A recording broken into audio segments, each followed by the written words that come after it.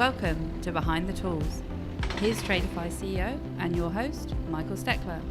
Great. Hi, everyone. Welcome to another episode of Behind the Tools with Tradify. This week, we've got someone who isn't technically on the tools, but does a lot of work with trades companies. So I'm very happy to have Jon Mailer on the show from ProTrade. Jon, welcome to the show. Thanks, Michael. Great to be here. Yeah, great to have you. And Jon is based, for our listeners, we've got listeners all over the world, or viewers as well. This is on those watching this on YouTube. Jon is based in Brisbane, third biggest city, I think, in Australia, capital of Queensland. 280 days a year of sunshine is what I read. Is that true? Well, I not that I've counted, Michael, but it's one of the reasons I sort of moved up here from the southern states, because it had that attraction factor. So yes, I wouldn't be surprised if that's it. 25 degrees Celsius, though, I believe, 78 degrees Fahrenheit for those that are in the US or who like Fahrenheit. It's very pleasant. Yeah, it's lovely. It's a great place, and it's a great place also for business owners to sort of build a business as well. So yeah, cool. And maybe do you want to start, Jon, by sort of explaining a bit about ProTrade, what you do, and how you set the business up would be a good starting point. Yeah, certainly. So Reader's Digest version, which is almost like the compressed version. I actually went to ag college when I left school, and actually went to become a shearer and a jackaroo and a stock manager on some properties around Australia. And then I sort of left that field, did some landscaping for a while, and when you're a bit younger, you just sort of do what you feel is enjoyable at the time, and not necessarily focused on making the money.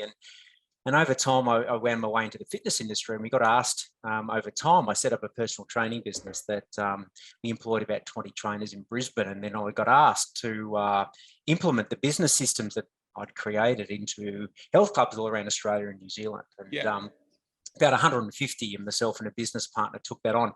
But the offshoot of that, Michael, was that we also got asked to do not just systems, but can you run workshops on marketing and sales and customer service? And we sort of said yes to everything, like most people do when you're sort of working it all out. And over time, we created a business college that really, served a small business community with a lot of training and development and coaching and advisory. Unfortunately, around 2011-12, we had some changes in funding for traineeships, which we were running, and we had to shrink our business overnight. 50% of our revenue was cut pretty much within 24 hours, and we had to adapt. And so what we did was, we had a look at our customer base and segmented who we were working with, and we recognised that 60 to 70% of our clients were tradies, and we had an avatar. We called them Trev the Tradie, and we enjoyed working with them, and they loved to learn. They were practical, just great down to earth people. And so we said, listen, there's an opportunity in this space to really niche, and I call it eating our own dog food, because we were coaching everybody else to niche, choose and select. But we were trying to serve everybody. So that's what we chose. And we created ProTrade United from that just over 5.5 years ago, with a pure emphasis to serve the trading construction space, to give them access to tools, resources, information, connections, collaborations to help them make better decisions in their business and life as well. So that's the short story there, Michael. Great. No, it's really cool. So it's interesting. I've been speaking to quite a few trades companies, on this podcast and outside of this. And it does seem to be a popular trend to either get a business coach or join a business network and really get help thinking through some of those things about whether it's cash flow. Sometimes it's for an immediate problem, right? Often it's a trades company that is suddenly running out of money, or they have a tax return to do and they're just not sure how the best way to approach that. And so they get some outside help. So there seems to be a different movement towards that. Have you seen that as well in Australia a lot, in terms of trades companies sort of either that have been established or setting up, getting advice in that way from companies like yourselves? Absolutely. And what's encouraging about that, Michael, is that, the owners of these businesses are actually going, I don't know it all. And I've seen other people who are starting to get businesses that give them the freedom, the financial income. And what are they doing that I'm not doing? And how come I'm still working 80 hours, 90 hours a week, struggling and got no money in the bank? And they've just taken the month off to go traveling with their family. Hang on, there's got to be Right. something that I'm missing here, you know? So I And think is it's that, very, is that the reason? yeah, it's, Sorry to interrupt. Is that the reason? Yeah. Is that one of the drivers is sort of aspirational? Isn't they see other people that are doing similar things and maybe having a fuller life or working, maybe not working the hours? Is that what drives some of that behavior in terms of finding a coach? Yeah, well, there's two aspects. I think one is, yeah, they get inspired and they think, well, if it's, I look at it, say possible for Michael, maybe it's possible for John. Yeah, Maybe I've just, maybe when I'm having, you know, I catch up with Michael, I ask him what he's doing, or I'm acting from desperation. You know what? I just can't do this anymore. You know, I've got a mortgage to pay. I've got kids going through school. I'm not seeing them as I grow up, and surely there's got to be a better way. So I think the mixture of both of those is having people sort of ask the question. Yeah. And then sort of from going from personal training, which is quite interesting, sort of going from doing the personal training stuff to, you know, the business that you set up originally. How did you end up working with trades companies? What made you start to work with them, or was that just more organic that they approached you? How did that play out? Yeah, well, when we had the business college that was serving everybody, we had, you know, 60% of our clients were pretty much tradies at the time, or husband and wife teams, you know, and even now 40% of our clients are husband and wife teams. Yeah. Some of that's created by default, some of it's by design. And a lot of the time it's by default, you know, that the guy goes out on the tools, he works really hard, he needs a hand with the books, and so the missus gives him a hand after hours. And the next thing you know, they're running the company together. And one of the things we really chose, because we're always going to need people in the construction industry. It's not something you can offshore, you know, it's very, you can't, you know, it's not, technology's not going to replace people. And so there's always going to be a need to support that trade across Australia and New Zealand. Because they're not going away. They're not going to be dissolved, and they're a major factor in employing lots of people around the country as well. So that's one of the reasons why we chose it. Yeah, I agree. I think it's one of the topics that's been coming up quite regularly is how to attract more younger people into the trades, right? One of the biggest issues tends to be finding great staff and people that can do the work. And, you know, apprenticeships is a good way to sort of fill that gap, but it's tough for a lot of companies to find those reliable people. And some of that is attracting people through. And I think one of the attractions for younger people is that, you can build a decent business, as the one you mentioned, right? The person that went away for a month and has built a business that allows them to have a certain lifestyle. And two, you know, touch wood, you're always going to need tradespeople doing this stuff, right? It's not like that suddenly changes overnight in terms of the economy. So yeah, and that's a really good point. And then what do you see when you meet people? You talked about, you know, the two kind of use cases that you tend to see, which is either inspirational, as in they've met someone and thought, right, I want to be more like that. How do I sort of adapt my business so I can behave in that way? And the other one, which is desperation. Could you give me a couple of, you know, what are the common challenges you tend to see once you've met one of those businesses and gone in? What are the things you tend to see, the themes running through them that you help fix? Yeah, and great question, because the one thing that we've identified is that I would say 98% of these business owners don't know what the next best step to take is. They know they need to do something, but they don't know what that is. And because there, as you know, in business, there's so many directions you can take. There's so many aspects to your work on, but they're just lost of what's the next thing I should be doing. And because every business is at a different stage, and we've created what we call a business roadmap, where it helps business owners identify where they are on the journey. And very, very quickly, after, you know, a handful of questions, we can identify where they are on that roadmap. And wherever they are, what are the next steps to take to progress, you know, and just, you know, versus, okay, let's be subjective here. Let's try and feel out where you're at. No, let's be really clear. Have you got this? Have you got this? Have you got this? If no, then this is where we need to go. If yes, then let's progress up to the next level. Right.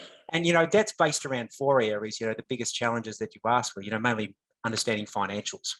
Yeah. You know, and understanding the financial aspect of their business and how to manage and monitor the money. Secondly, it's how to acquire the right customers. You know, trades business owners are very good at saying yes to everyone. You know, yes to everything and everyone, versus, hey, listen, who would you really love to work with? If you could choose your dream customer, let's have a look at how we create a workflow and a schedule that's full of that. So Then it's about production and processes. How do you create consistency on the job each and every day? Yeah. And then as you grow your business, how do you create a team that helps you support the business as much as you're excited about it as well? That's great. I mean, you touched on a few themes there, which I think are really interesting. And I'll sort of start with the obvious one. There's the financials, which is an obvious one that comes up about cash flow forecasting, even how you charge, all those types of things, which are often areas that many businesses have struggled with. And you touched on hiring, which I think is an interesting one as well, that lots of companies we speak to seem to don't necessarily have the right. The funniest story I heard was how one company hired people if they could catch the keys. They'd throw the van keys at them. If they caught the keys, they'd hire them. Not the best way to decide whether someone's going to be a reliable employee. But so there are definite areas where there's lots of help. Where do you spend the most time, do you think, or is it pretty evenly across all of those dimensions? Well, when we start with a company, we have a look based on the roadmap of where they are. Let's make sure those foundations in place. And we have 3 stages. We call them the foundation stage, a framework stage, and then there's the fulfillment stage. Right. And a lot of businesses want to get to the fulfillment stage where they can take time off and have good cash flow in their business, but they're not prepared to spend time in building the foundations. And then working through the framework. So for us, the foundations is all about understanding your financials. Let's not keep your head in the sand. Let's pull your head out of the sand. Let's get real. That if you don't know the numbers in your business, you don't know your business, and that's really the key. And you probably see this with the trade and construction business owners. Most of them never been taught how to manage money. Most of them, have a phobia of looking at a spreadsheet or understanding those types of things. And I get it. I failed maths at school. I ran from it. I didn't want to sit down there and aim to understand it. But now as a business owner, I get that if I'm not prepared to be responsible around managing money, monitoring the ins and outs, learning how to price effectively, then I don't deserve to have a business that can grow and develop and give me the freedom and the time back. That makes sense? So that's where we start. Yeah, it makes perfect sense, because it feels like one of the things that you referenced, which I think is important, is having that sort of vision, whether it's 2-3 years, whatever it is, to say, here's where we want to be. And then kind of what you're essentially saying is, okay, here's the things you're going to need to do to get you there on that journey, right? And one of those is to get your house in order in terms of what are the customers you're going to have, how much money is that going to make you, how many of those customers do you need to make that money? And then that allows you to progress to the next step, which might be going to hire our first employee or hire someone else and then grow our customer base. I think that's really important. It seems like the people that have had success seem to have done that very effectively, which is just write that business plan. Here's where I want to get to. This is the path that's going to get me there. And I sort of strongly recommend for most small business trades companies, that's a really good exercise to go through. And you touched on picking the right customer, which I agree is a really commonplace issue around usually often with new businesses that are just keen to get things started. So they'll sort of take work from ads and other places which don't always provide the best fit in terms of customer, in terms of price they're prepared to pay, when they pay, all those types of things. How do you coach companies around not doing that, and how do they think about their sort of ideal customer? Yeah, it's about choosing. I mean, when businesses start out, it's very easy to say yes to everything because you need some income, you need a bit of cash, you need something to give you some momentum. But whilst you're saying yes to everything and anything, there's nothing wrong with that. It's inherently starting to think about, well, if I could gradually choose, where would I go? And we encourage business owners to become specialists in a particular space, not a generalist. Because if you're a generalist, you sort of have to be around with everybody else. It's almost like you'll be like the seagull scrapping over the last chip when things get a little bit tight, because you're no different to anybody else.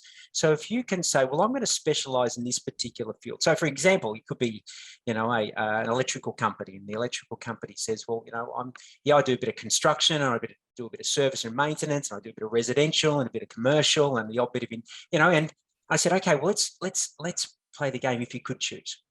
If you could choose, and we have a 6-step category to identifying your dream customer. But if you could choose to be a specialist in one particular area, say, okay, I want to choose residential, and I want to be service and maintenance, and I'm going to work in the property management and real estate game and service that niche.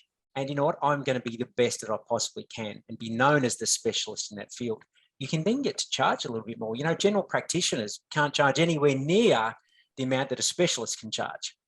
Yeah. And that's where we want to have our clients' aim is, how do you become a specialist so you can charge like a specialist, and people will pay for specialist rates.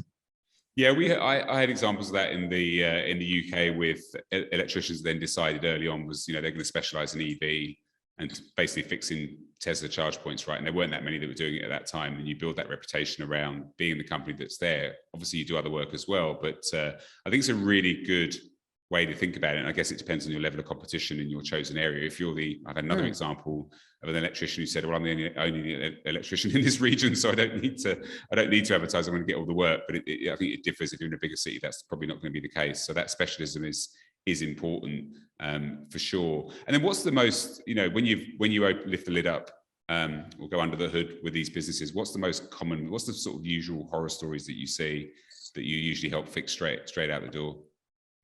Yeah, well, one of the things that we see, and when I talk about the business roadmap, the analogy we use is climbing a mountain. Yep. So you can imagine a road going up a mountain, and a lot of people are trying to imitate, the people who are way up the mountain, but they haven't even reached base camp yet. They haven't even got to the point where they can acclimatize. So they're trying to imitate and mimic businesses that have done all the work. They've got the groundworks in place, and they said, oh, listen, you know what? I've hired my first 3 team players. I'm going to go and play golf 3 days a week now. And it's almost like, well, hang on a tick. Yes, you could choose to play golf, but let's look at a way that your team are really supported first, and let's pace yourself through that. Yeah. So that's one of the key things there, is that they're trying to mimic a business that they're not ready to be at yet. And that's okay, but we just want to bring you back a little bit. Let's smooth this, slow is smooth, smooth is fast. You may have heard that analogy. And the other thing is that, as I said, they say yes to everything and anything, but they don't value who they are as an individual. And so what happens is, when you don't value who you are, your expertise, you don't charge what you're worth. Yeah. And one of the biggest things we see, Michael, is that when we start, lifting up the hood and we ask people, how do you work out your pricing? Most of them just go, well, I think that's what the going rate is in our industry. Right. And I said, well, hang on, listen. Now, let's get really specific. How do you know what you need to charge to make the gross profit and then the net profit to give your business the oxygen consistently? And so something like the hourly charge out, how to work out what it actually costs someone to employ a team player, put them in a van on the road every day of the week. What's that costing you? And it's not just the $30 or $35 an hour you're paying the guy. It's everything on top of that. So that's a big gap there.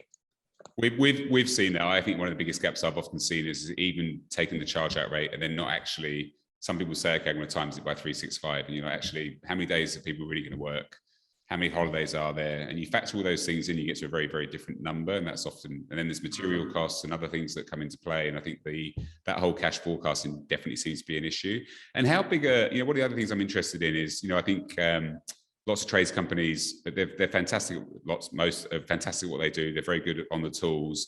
You referenced it earlier, right? It's not that they don't know how to necessarily do finance. They could probably learn. They just don't enjoy it, which is fair enough, right? Not everyone wants to be doing spreadsheets and all those things. How do you bridge that? Like, how have you addressed that when you work with trades companies? Because that seems to be a lot of the sort of gap in terms of having the vision of where you want to go and then filling in terms of forecasting and everything else. How do you solve for that?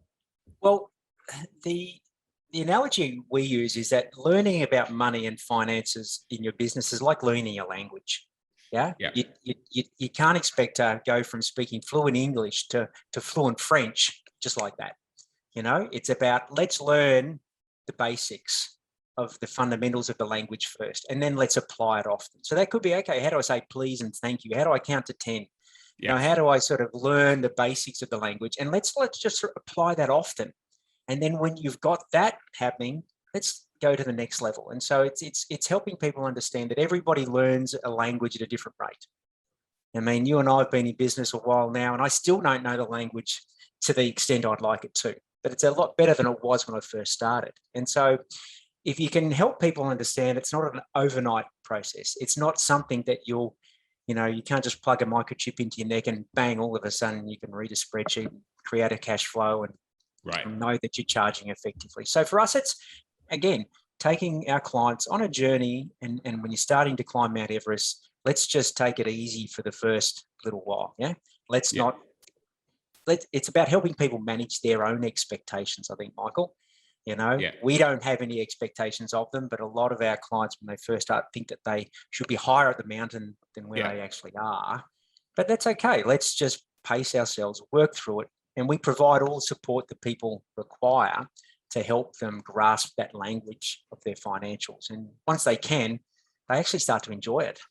Believe it or not. Which is great. It's great advice. Well, I think if you have high expectations and you think you're going to be in a certain position by a certain point when you're learning any new thing, whether it's sport, whether it's finance or a language, that just leads to frustration and you kind of bail out and don't want to do it anymore. And so I think that's really good advice to exercise some level of patience around that.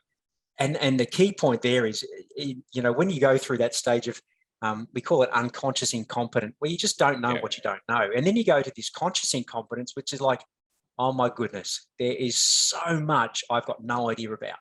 Yeah. And that's really scary because it's like, oh, maybe I'd prefer to be back where I just didn't know what I didn't know. And so if they can get through this phase where, there's a truckload of things I've got no idea about in business, but you know what, I'm prepared to just do it one step at a time and consciously apply them. And then you get to that unconscious incompetence stage where it just becomes a natural language to speak. Yeah, 100%. And then, you've got some case studies on your website and there's lots of companies you work with. Is there any company that you're most proud of that you've that have come in and you've helped transform from being in one position to then growing to something else? Well, there's one, it stands out, a couple stand out in particular, but we have a guy who, when he first started working with us, came out of bankruptcy. He'd grown his electrical company way too quickly. He was young and single, and it was about how fast you could grow your company. And he put one van on and two vans on, and it imploded over time. And so he sort of came back to us and he said, listen, I want to start something again, but I'm going to do it differently this time. And I want you guys to work with me all the way. And so that's going back 7 or 8 years ago now. And he now, he works in the plumbing field, but he's now built from zero to now $1 million a month in business by preparing to go and just, let's get the foundations in place. Let's get to base camp and acclimatise. Let's regroup often, and then let's scale, and let's scale with profit, not hope that profit comes from scale. Right. Yeah. Because that's what a lot of people go, if I want profit, I've got to scale. Well, no, actually, it's quite opposite. If you don't know, how to manage growth, it actually will reduce your profit. So let's get the profit. Let's profit from the scaling, doing it well, and then I earn the right to sort of get higher on the mountain. And now he's got this business where it's exceptional, and he's such a lovely guy too. It took him a while to overcome the challenges financially from his previous business. Of course. But we support him all the way through it. And just a lovely guy who's now part of what we call our mentor circle. And he now is one of the clients that a lot of people love to chat to about the experience that he's been through. He's so relatable. Yeah. That's you touched on a really good point there. I've heard lots of companies have got mentors. Usually, often, I think one of the nice things about tradies and trade companies is how they help each other. Even if they're technically in other business worlds, you might think of yourselves as competitors, but they seem to be prepared to share those kind of war stories of what went well, what didn't go well, and help people out. Is that something I'm interested that you just touched on that you have this kind of network within your group. Sounds like a really effective way of doing things. Are you seeing more and more of that type of stuff? People prepared to give up time to help other new businesses coming through? Well, once I think there's this illusion that people who have created a certain level of success, whatever you call that, are too busy to talk to others. Versus, actually it's quite the opposite. If you're prepared to pick up the phone, give them a call and say, for example, Michael, I hear you've done some great things in your company. I'd love to shout your coffee if we could, or even a Zoom call, and just pick your brains on the first few things. I'm sure you'd be surprised at how many people actually go, you know what, 100%, let's make it happen. 100%. And Michael, if I could just add to that story, because I just really want to make a key point here that, $1 million a month and in business is not all about the financials in business. I just want to share one other story, which is completely different, because I was on your website yesterday, and your number one line on your front page is "Get your life back." Yeah. And everybody has a different mountain they want to climb. So for Tim, who's built this business, which is, grown and become an international business now, that was his vision. But I just want to ensure that other people don't use his vision as their vision. Correct. Yes. And so the opposite side of that is we have 2 clients at the moment who have taken 3 months away to travel on the west coast of Western Australia here. They've set their business up so that their team can operationally take care of everything. They check in on a weekly basis. And so for them, their currency is not money, their currency is time. Yeah. And so what's important to work out for the listeners is, what's your currency? What's important to you? Because it may not be financial return. It could be, I want to spend 3 months traveling, Australia, New Zealand, wherever it is, or wherever I can at the moment, and enjoy that valuable time with my family and my loved ones, because that's the things that we'll remember forever. Yeah. So I could not agree. I could not agree more. I mean, that's the purpose of our company. Obviously, companies make money and they need to make money, but the purpose was to enable that change in giving people their life back, in as much as they're prepared to be on the tools, not spending hours in the evenings, which is often commonplace. They come back off the tools and have to spend hours trying to figure out how to send invoices or quotes or whatever that might look like. But actually, not every trade company is about growth. Some trade companies are actually, no, I'm happy with this number of employees. I'm happy with the work we do. Actually, what I'm really looking to do is get to, for some people, it might be a 4-day week. For others, it's to enable other things. And I think that is really important. It isn't all about growth. I think your story was valid in as much as he had an ambition, a vision, and then he kind of worked a plan to get to that vision right over time. And for some people, that vision might be a 4-day week. It may not be the $1 million a month or whatever that looks like.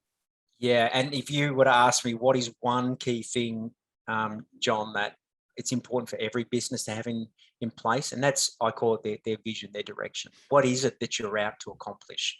And be clear about that. Otherwise, you'll end up down some road that you never expected. And that vision or that direction can be reset often. It might be for 2021, this is where I'd like to head towards. And then 2022, it might change. And that's quite okay. But if you don't have that, then you could be waking up every day, going out into the fog, hoping that, you're heading in the right direction, versus I'm really clear about what it is that I'm up for. We all never do. Yeah, great. Last question was around the hiring thing that you mentioned. Do you have one piece of advice? And we've spoken about this a few times on this podcast around, how to approach hiring and how do you pick the right people? I'd love your perspective on sort of the main piece of advice you tend to give companies that you work with around how to hire people.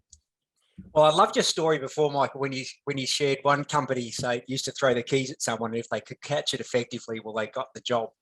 And it sort of reminds me of when I used to play football when I was a bit younger in country Victoria. And I was never really a fantastic player. I'd probably play the seconds or the reserves more than the seniors. But in the reserves, we were always short a few players every week.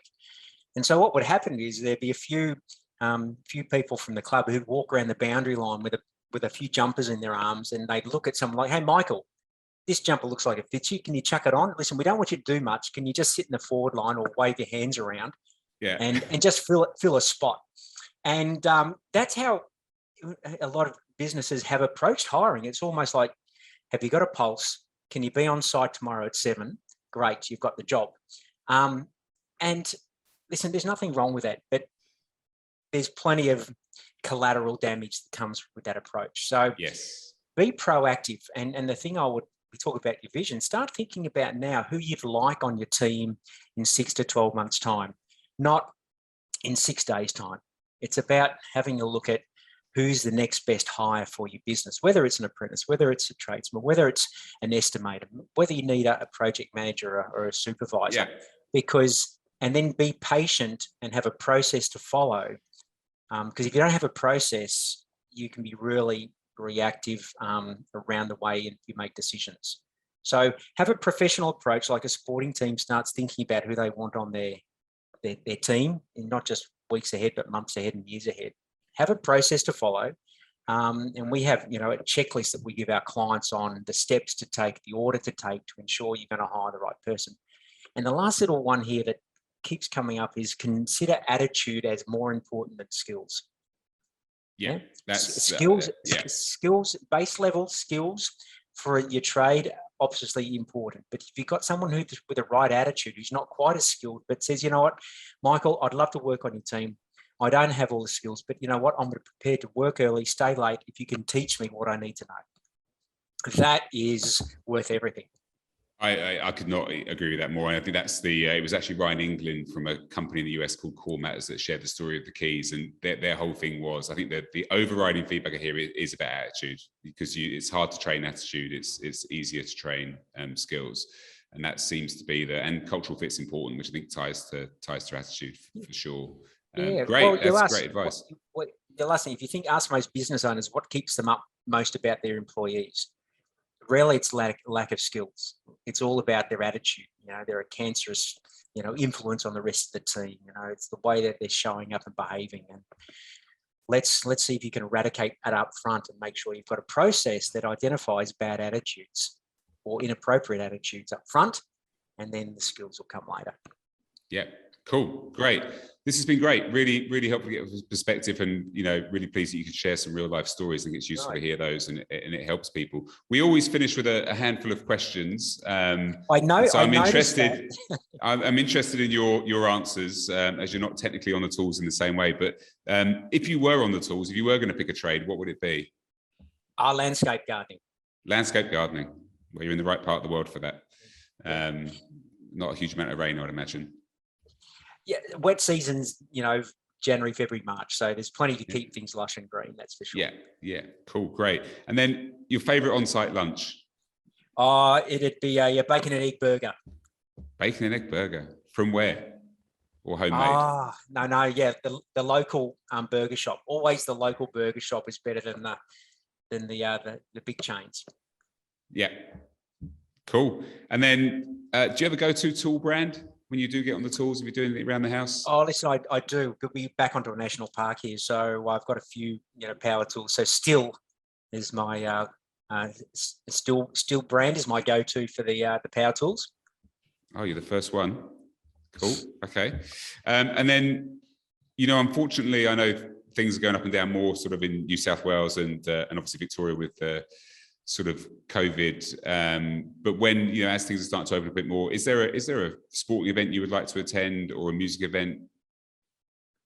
So I would go, listen, I've been to a few, I'm an AFL follower, so I've been to AFL Grand Finals before, but not for about 35 years. So AFL Grand Final is almost like bucket list type.